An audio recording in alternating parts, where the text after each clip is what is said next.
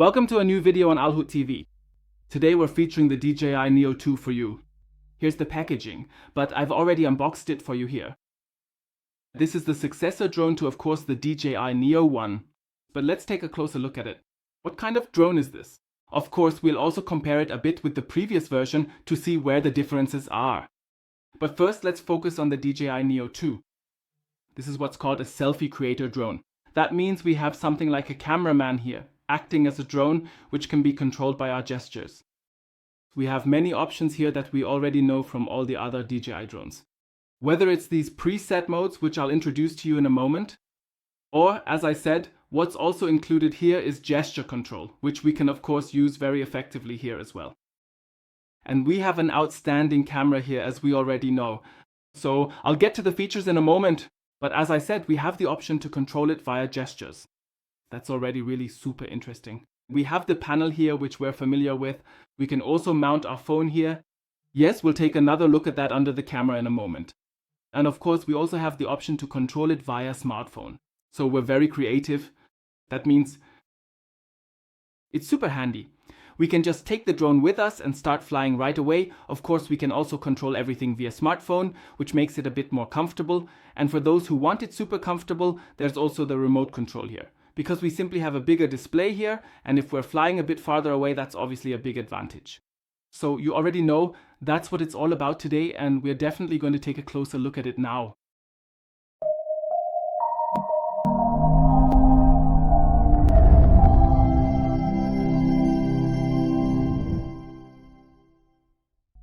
Yeah, I'd say let's get started right away here. So this drone really has a lot to offer. It's honestly really awesome. What I really like, yeah, we already know this, taking off from your hand and landing back on your hand. Looks cool, and it really works perfectly. Seriously, the way this drone with its proximity sensors and all the cameras and sensor technology work together so that it lands perfectly on your hand is really impressive. I think that's absolutely brilliant, and it makes it so flexible in terms of where you can use it, because you can really take it anywhere with you. In my example, I just took it with me on a hiking trail for a short stretch, had it follow me, and I didn't even need a smartphone for that. I activated it directly on the drone and it just followed me. Of course, if you want more settings, you can do all of that with your smartphone as well. And with that connection, you can also have it follow you. Here, you have a few more options for settings, like where and from which side the drone should film you. That makes everything a bit more dynamic because you can use it in a more playful way. And it simply adds more to the recording itself, to the image later, or to the video processing. It just gives you that little bit extra. So, as I said, that's an option. There are many options. Of course, with the speed it can reach, namely 43 kilometers per hour, you can do quite a lot. You can use it for cycling, you can use it for skiing, where it's allowed, of course, that should be mentioned. And you can use it for jogging. So hiking is actually the slowest activity of all these. But as I said, even in sports where you move at speeds of up to 43 kilometers per hour, it's still possible to use it. These modes can also be activated separately in the app. There are various options to choose from. And that makes the whole thing, as I said, super convenient because it's so small and you can take it anywhere. Alright, now I'd say let's take a look at a few things. So I'd say let's start with what really sets this so-called DJI Neo 2 apart, which is the so-called gesture control. I find that super interesting. But before that, I want to quickly show it to you under the camera so you can see what it actually looks like here. This is what the drone looks like here under the camera. As you can see, pretty cool. We've got sensors built in here and there's also a display. Of course, we've also got the gimbal here, which adjusts itself like this. I'd say let's start it up. We already know this part. This is the small battery. Of course, the bundle comes with 3 batteries. As I said, 1 is inserted and 2 are here in the charging cradle. So, and then everything is already aligned here. The gimbal, we can already see it here.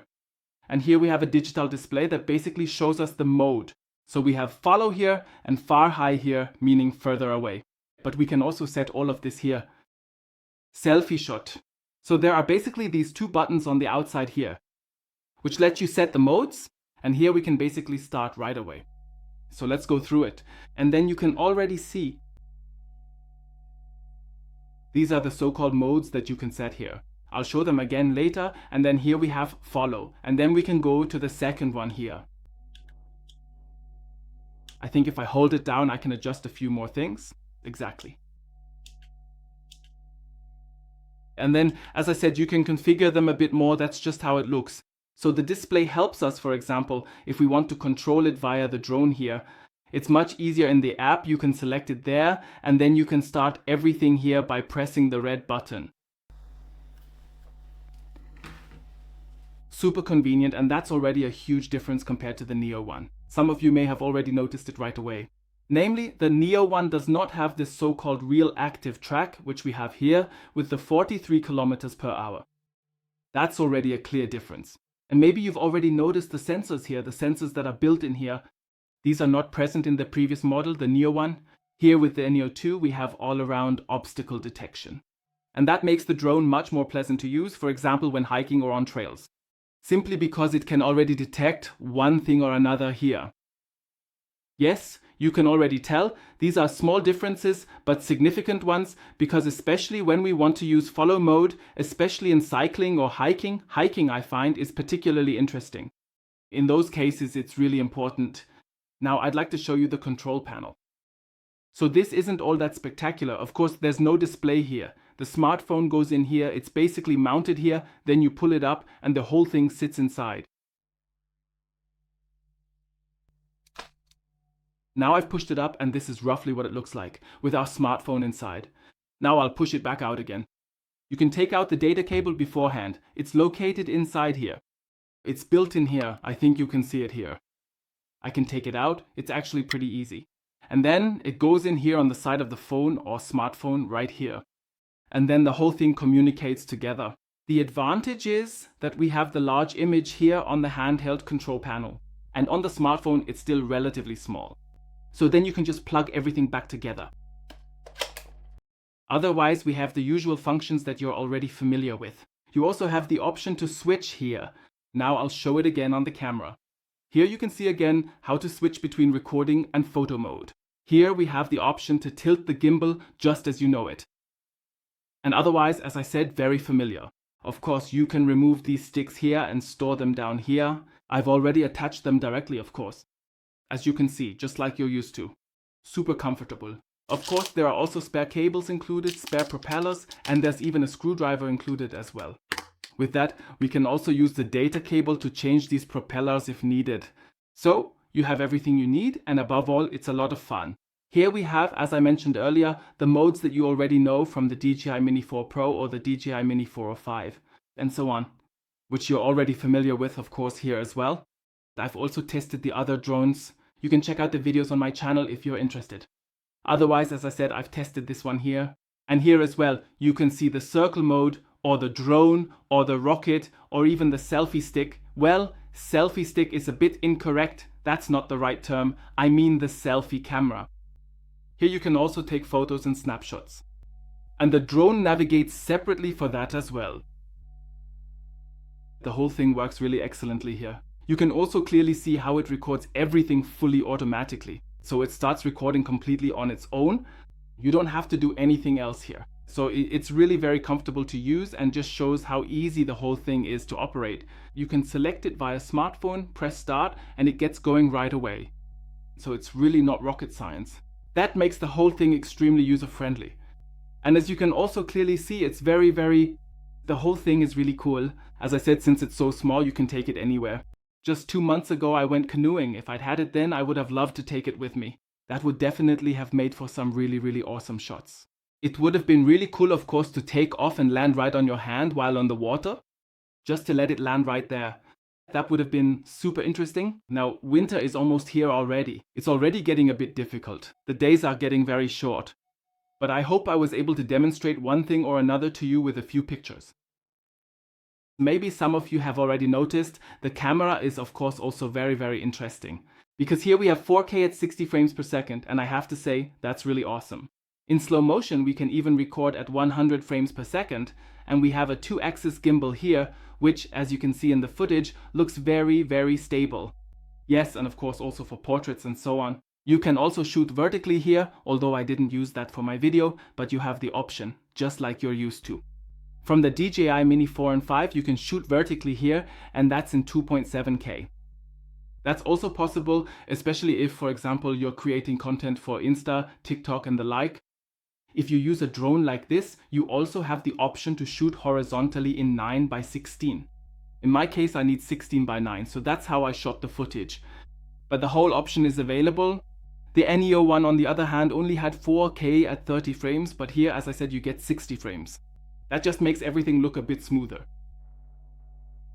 Yes, we don't have the option to insert an additional SD card here, so you have to do without that. But the manufacturer, DJI, made sure to increase the internal storage here to 49 gigabytes. In contrast, the Neo one only had 32 gigabytes, so they've really stepped it up here. And that's definitely pretty cool already. And of course, we shouldn't forget that the flight times are also very interesting. Here too, the manufacturer has made improvements. For example, with the Neo 1, we only had about 10 to 12 minutes of flight time. That's actually pretty short, you have to admit. Here, with a realistic, really very realistic value of 19 minutes, it's significantly more, much more pleasant. I took a lot of shots here and didn't feel that time pressure. That the battery would run out right away, that was something I found really pleasant. And as I said, I think that's definitely very, very important because you have a compact drone here and flying for just 10 or 11 minutes is really quite tight. Here with 90 minutes now on the Neo 2, I find it much more pleasant. You don't have the feeling that you have to hurry up and finish quickly, especially if you're flying a bit farther away with the drone and taking shots from a greater distance. Because you can't just walk up to it, especially if, for example, you're hiking up a mountain and want to do a nice panoramic flight. Yes, it does take a few minutes to get a nice shot together here. And in that case, the 19 minutes are really worth their weight in gold. So, as you can see already, there are quite a few upgrades here compared to the Neo 1, and they're significant. Above all, this upgrade to the Neo 2 is definitely worth the money. And for anyone who's considering getting into drones here, yes, in DC, getting started with drones, the Neo 2 is really the way to go here. I think it's an absolutely fantastic beginner drone with amazing footage. Yes, very high quality. Let me quickly summarize again. Here we have 4K recording at 60 frames per second. We also have a really solid battery as an upgrade, now even compared to the first version with 19 minutes. We have a very high level of safety here, which has been further improved. We have a huge number of preset modes that you can use. And especially the tracking feature combined with navigation, plus obstacle detection and everything around it, definitely a plus.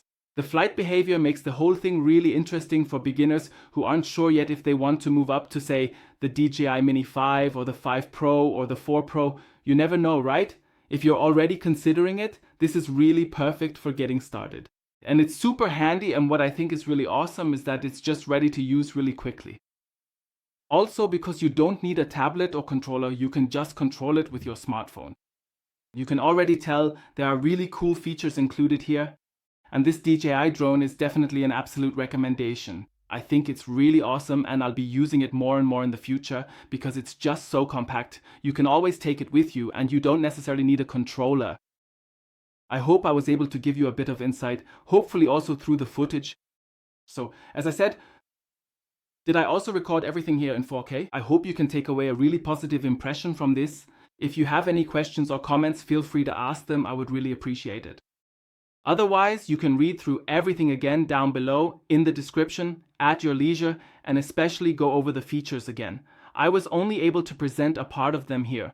Nevertheless, I hope I was able to give you an idea of what a cool drone this is. And especially for beginners, but also for pros, it's absolutely no problem. For both sides, it's definitely a cool gadget, a nice toy, because you can take it with you quickly and get some really awesome shots. That's it from my side, and as I said, everything is listed again below in the description. You can read it there, it's linked, and see you next time on AlHuTV.